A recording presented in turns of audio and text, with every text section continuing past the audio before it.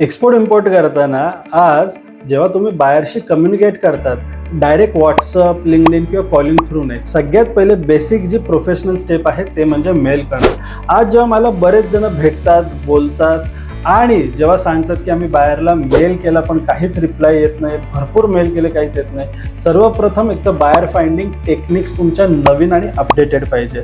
Genuine चांगले buyer तुमच्याकडे पाहिजे आणि त्यानंतर मेल कम्युनिकेशन येतं. मग बऱ्याच जणांचं जेव्हा मी मेल चेक करतो तर डायरेक्ट सेल ऑफर टाकतात. माझ्या कंपनीचं नाव, माझं सो अँड सो प्रोडक्ट आहे, अशी अशी माझी कॉस्ट आहे, तुम्ही घेण्यात इंटरेस्टेड आहे का?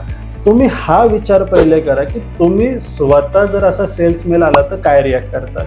मग जेव्हा मी बऱ्याच जणांना भेटतो मग रिप्लाय न येण्याचं कारण हेच आहे. मग मेल करताना सगळ्यात पहिले बेसिक गोष्टी काय लक्षात ठेवायचं, प्रॉपर कंपनी प्रोफाईल द्या, इंट्रोडक्शन तिथे द्या, तुमच्या प्रोडक्टचा कॅटलॉग अटॅच करा, तुम्ही फक्त तुमचं बिझनेस इंट्रोडक्शन द्या.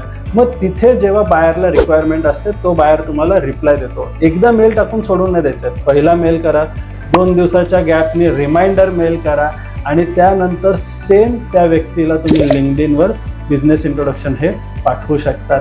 पण जर तुम्हाला लिंक्डइन किंवा व्हॉट्सअपचे डिटेल नाही भेटले तर तुम्हाला 2 वेळा रिमाइंडर मेल टाकणं गरजेचं आहे.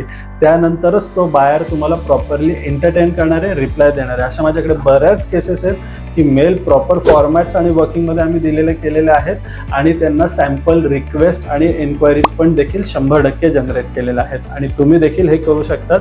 जर तुम्हाला देखील असं फॉर्मॅट किंवा एक हँडबुक पाहिजे असेल तर कमेंटमध्ये रिप्लाय करा EIFT हँडबुक किंवा EIFT मेल, हे रिप्लाय करा. तुम्हाला आपल्याकडनं एक फ्री हँडबुक तुमच्या पर्सनल DM मध्ये येऊन जाईल.